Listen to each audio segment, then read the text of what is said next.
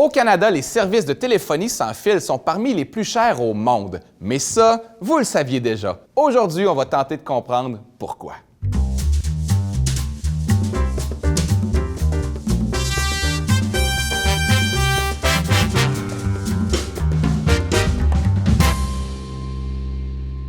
On se plaint régulièrement du manque de concurrence dans les services sans fil et Internet au Canada. Et pourtant, on retrouve au pays plus de 40 fournisseurs de services. 40?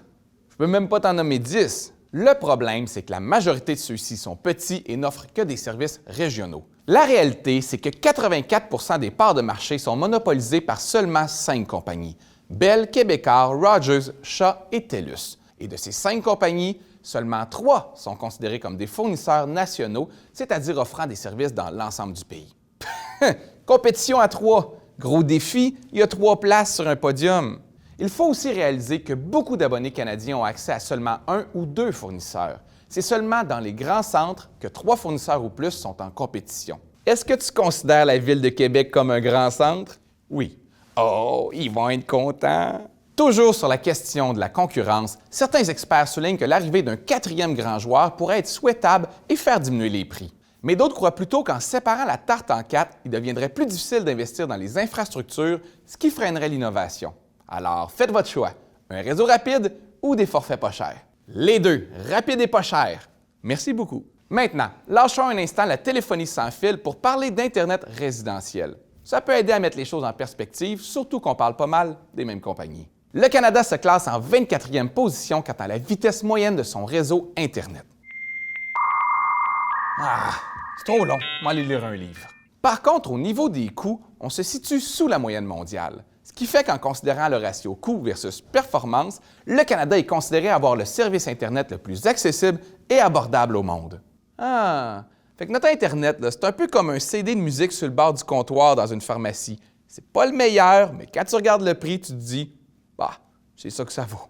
Maintenant, de retour à la téléphonie sans fil où le scénario est un peu plus sombre. Les abonnés canadiens du sans fil ont accès à un réseau de données qui se classe 14e au monde en matière de vitesse moyenne de connexion.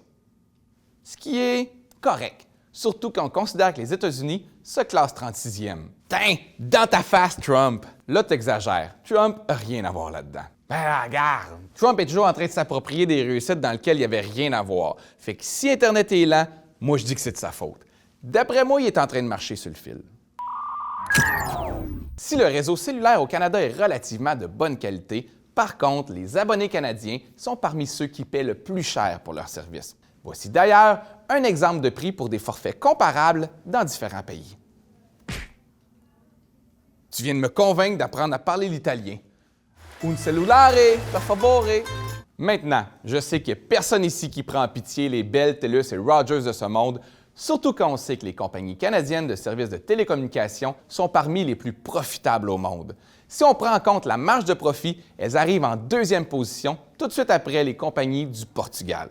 Mais vous avez certainement déjà entendu les compagnies se défendre en disant que le Canada est un très grand territoire, ce qui exige des investissements plus grands qu'ailleurs. Elles ont raison.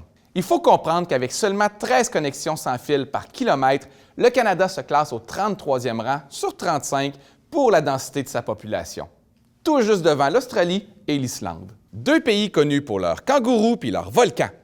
Mais ça n'a rien à voir avec le prix des forfaits cellulaires. Désolé, continue. Il est donc effectivement plus dispendieux de développer et de soutenir un réseau sans fil au Canada. Le Canada possède d'ailleurs le 2e plus grand réseau sans fil au monde. Ah ouais? Derrière qui? Ah, tu vois ça, je sais pas. J'ai pas réussi à trouver l'information. Pas l'Italie, j'espère, parce que je suis rendu vraiment bon. Je prévois même y déménager. Ciao, stupidi, canadesi!